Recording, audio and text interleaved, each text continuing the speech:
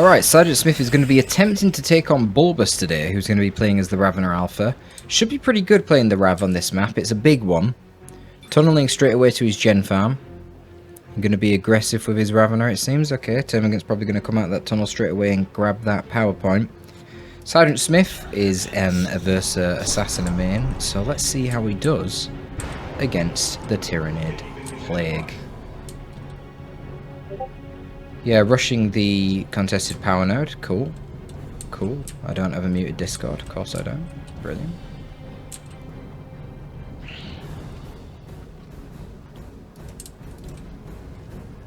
So the question is, you're playing against Nids, you know they're going to outnumber you, they're going to outspeed you.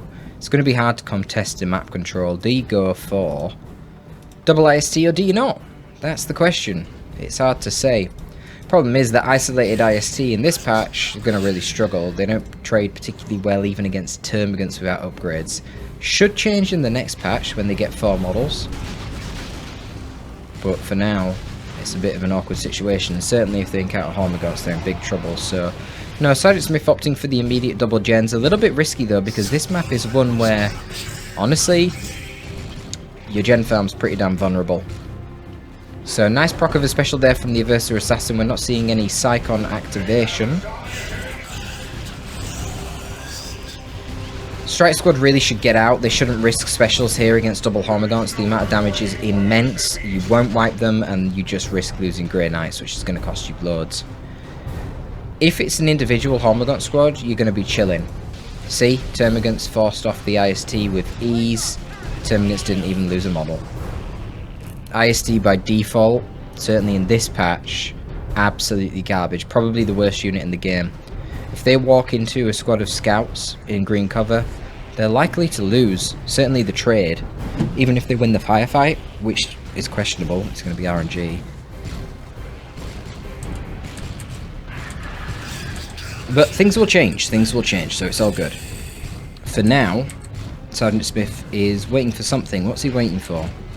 Interceptors, I guess? Yeah. And then he should probably get the power axe on the Aversa Assassin to hack away at these warriors a bit faster. You know, bonus damage there from the power melee. That'd be effective. Going into the garrison.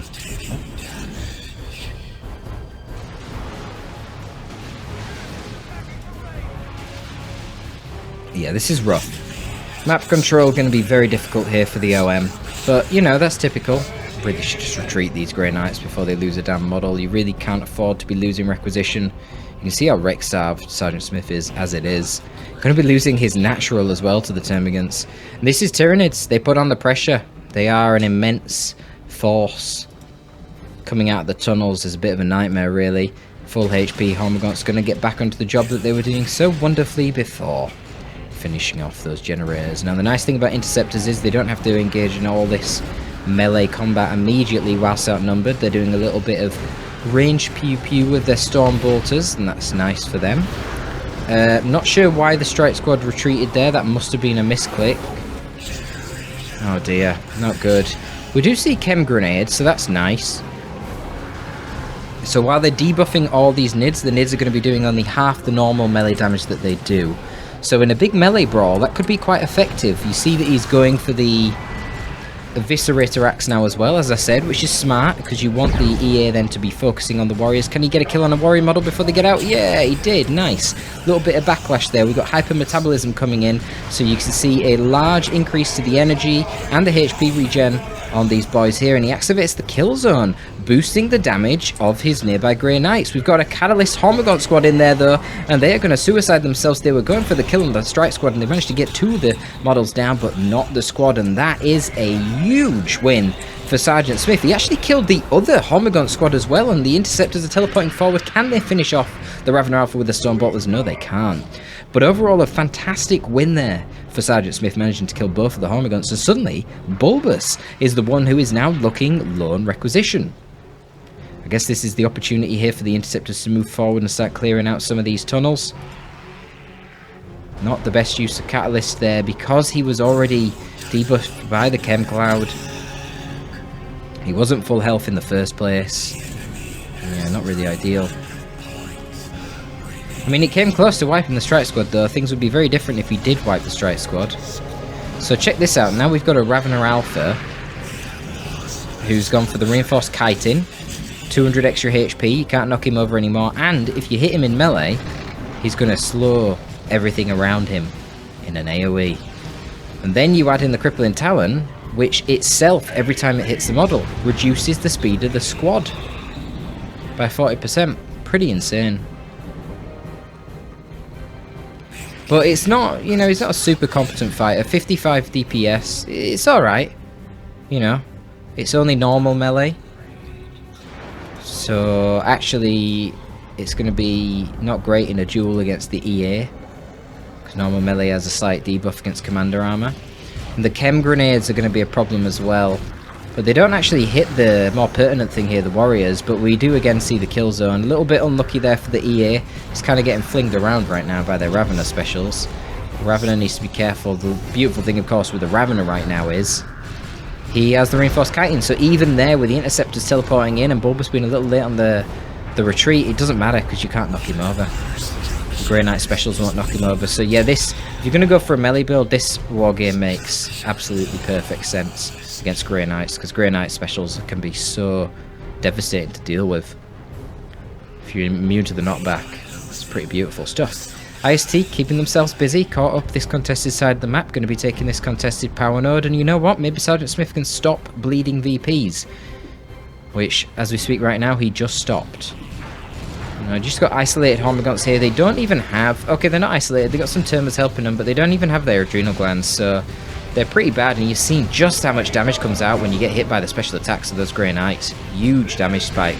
Is there an EA in retreat? Oh, the EA is down here, and he's actually activating Bio Meltdown. This is a terrible engagement from Bulbus. He needs to be getting inside the tunnel and avoid this EA. He doesn't actually want to kill him right now. Oh my god, look at the special attack doing huge amounts of damage. One special kills 3 Hormagaunts there, and all the rest of the Nids get back in the tunnel. They don't want to mess with it. This is how the matchup occurs. You struggle so direly at the start of the matchup because you're just outnumbered tremendously. The cost effectiveness in trades of the Tyranid units is immense compared to yours, and you just don't have the health or the melee skill to consistently brawl with the Tyranids in melee. But as you start getting upgrades, as you start leveling up, certainly once Sgtsmith gets into tier 2 and starts getting Justicars on these Grey Knight squads, things will change quite a lot. Likewise, Chemnades, yeah, absolutely vital piece of kit if you're dealing with mass melee, because you can't trade effectively as it is, because your Grey Knights, they're really strong, but they're way too expensive. You just don't have enough Grey Knights.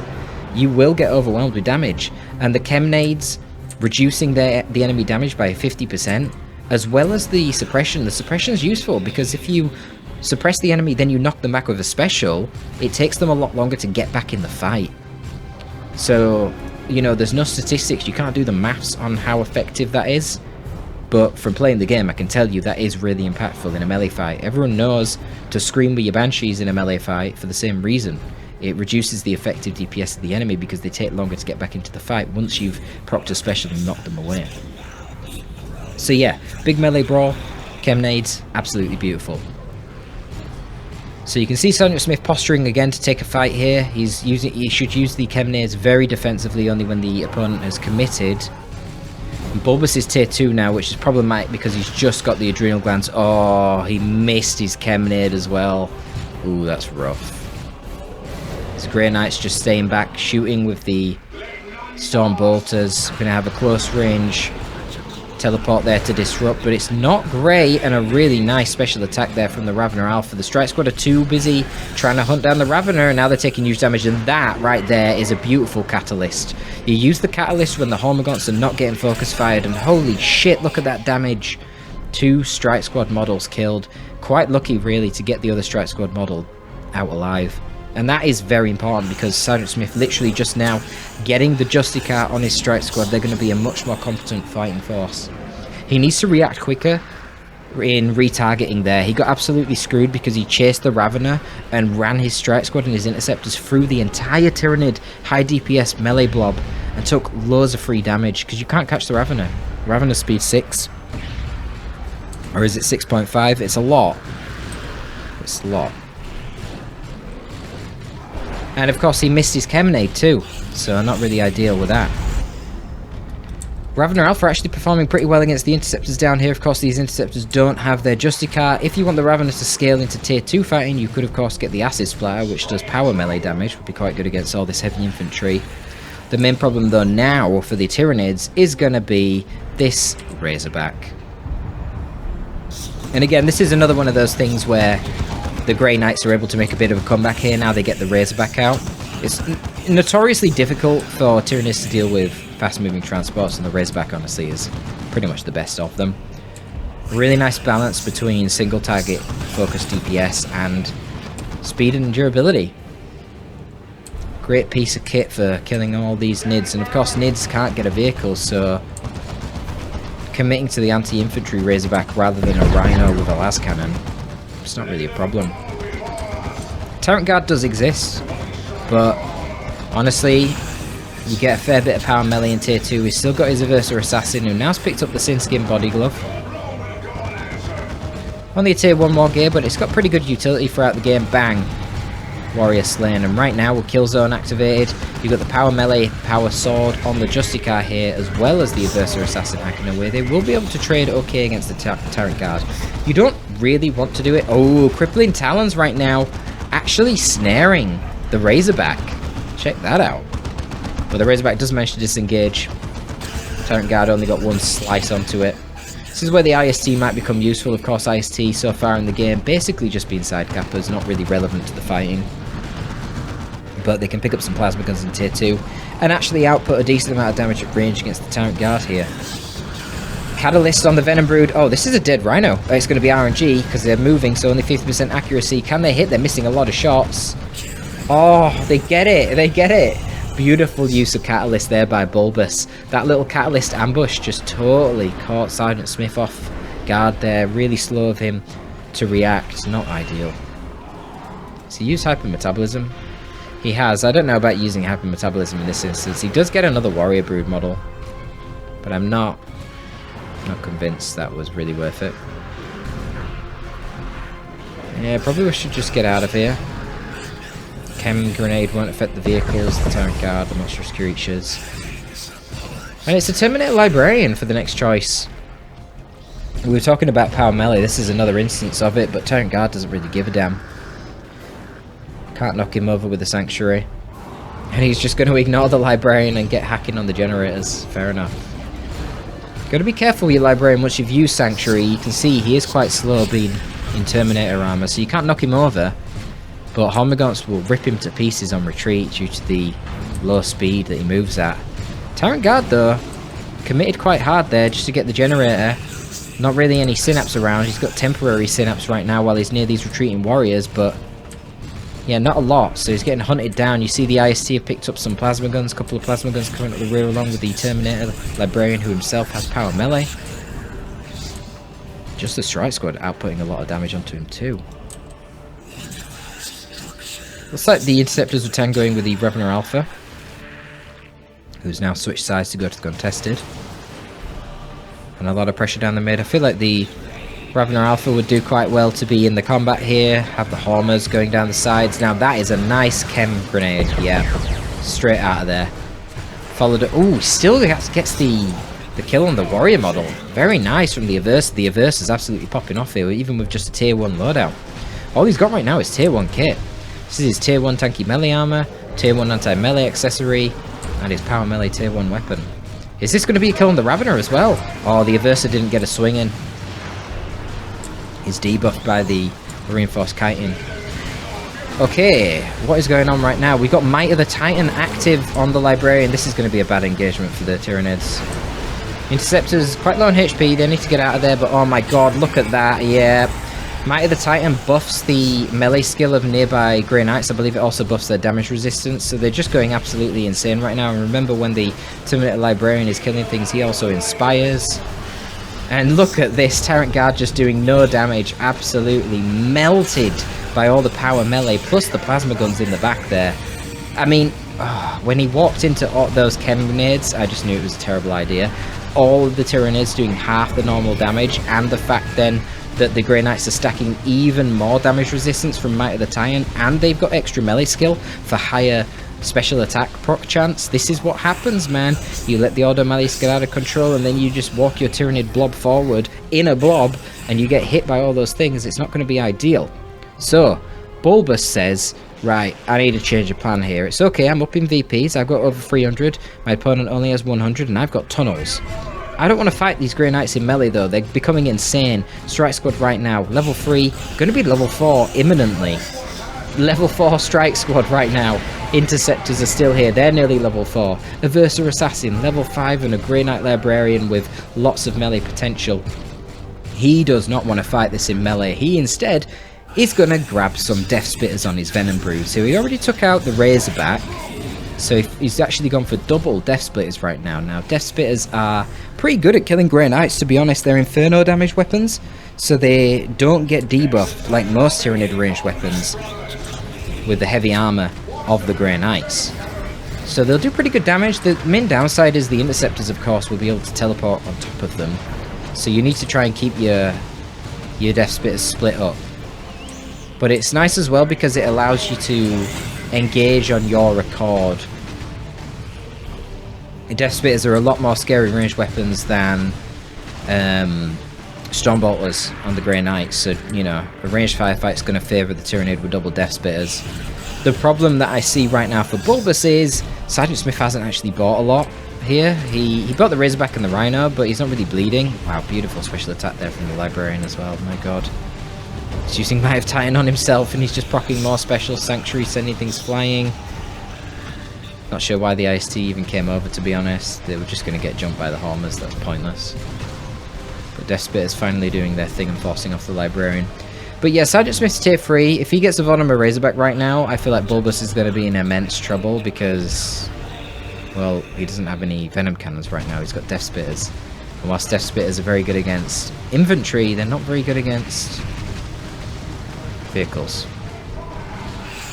And so the Warhammer Razorback is an obvious play upon seeing the double Death Spitters. Let's see. Oh, right now the Death Spitters aren't even shooting at the Strike Squad. So the Strike Squad get in for free, basically. Nice banishment there. And these Death Spitters need to retreat. Okay, they've got support from Warriors coming in. Can the Warriors disrupt all the models though? No, they can't, so... No, I don't like this. He needs to split better. Why are they running together? These guys should have gone off down this way so they could have shot a long time ago. And you're just going to get backlash. I mean, the Strike Squad are overcommitting here. They want to retreat now. With Hormers. Yeah, Catalyst. Beautiful Catalyst again. Remember, that's how you use it. You use it whenever the Hormers themselves aren't going to get focused. But Sanctuary should be coming in. Boom. Plasma Guns doing quite well against the Death Spitters. Because, of course, they are Venom Brood models. So they are heavy infantry. So Plasma is good against them. A nice use of the Sanctuary to protect the IST whilst they killed the Death Spitters from the Hormagons. Warhammer Razorback is on the field. A Versa Assassin has been kicking ass on the other side. He's managed to force off the Ravener here. The Ravener's coming back though. No more accessories here for the Ravener. I really feel like he needs to be getting either the Acid Splatter plus the extra speed synapse. So if you're just going to use the Ravener solo, and then maybe you actually have a hope of beating the EA. Well, you're not going to beat the EA, are you? Not with Chem Grenades, but he'd fare better. Or you just use the Hormagons to run around the EA because they're faster and they suck up at the same speed, and you just avoid the EA. And you use the Ravener in a main fight with a damage synapse. That would be better for the army versus army fights. But Warriors looking like they're in a bad spot here. Yep, they're going to bleed a model. Not ideal. And now the Warhammer Razorback is free to just absolutely mince this Ravener Alpha. I think Sgtsmith's got it. I think he's managed to survive the onslaught of the Tyranids in Tier 1. Is this a Bio Meltdown? Oh my god, it is. That if this guy dies next to the Hormers, they're dead. But he should retreat now. He dies anyway. Fucking hell. Oh, he got the Hormers! He got the friggin' Hormers! Wow. The explosion radius on that Bio Meltdown is bigger than I thought. Yikes. Worth it for Sgtsmith. I mean, look at his income, because he's not been bleeding. He's literally not been bleeding. He's done a really good job. He's been retreating out very cautiously. He's never really traded with the IST at all. He's just used them for fire support in situations where they weren't taking any damage. He's never stood there and traded with like Termagants and stuff. So, yeah, it puts him in a great spot. So he doesn't care about having to pay 250 requisition to replace that leader. Nice plasma overcharge there on the IST, slowing down the onslaught of these warriors. Generally, pretty good spot here. Another Warhammer coming out too. I don't really know what Bulbus can do about this. Bulbus did manage to get tier 3, but he's lost all his power, and that's one of the painful things about the NID economy. There's not many things painful about the NID economy, but one of them is the fact that you don't need really any power in tier 2, so you often go very light on your power investments, but then if you do get to tier 3, you need loads of power to get the Carnifex train running. And yeah, this is just making the situation even worse for poor Bulbus, losing an extra couple of models there on the Venom Brood, which would cost more power to reinforce. It's just a bad time generally. But yeah, well done to Sgtsmith, really showing the power of the Aversa Assassin there. Chem Cloud Grenades, absolutely brutal. I think this engagement here was telling. Might of the Titan on the Terminator Librarian plus Chem Grenades, affecting all units in a melee brawl. And there were no AoE buffs for the NIDs. Well, there was melee synapse, but there was no damage synapse, there was no globals. There was no chance the NIDs were going to win that fight. They just needed to Alt-X, which is mass retreat. As soon as they seen that, it was just hopeless. But there you go. I think initially there was a little bit of a misplay from Bulbus. He didn't realise that Sgtsmith only had 2 units and went 2 gens at the start. Like I said, this is a very, very unsafe gen farm kind of map. Probably should have put some more pressure on those gen farms early on. But he didn't, and he paid the consequences for it because he let his OM enemy take up on him. It's going to be all from Torpid this time. I am signing out.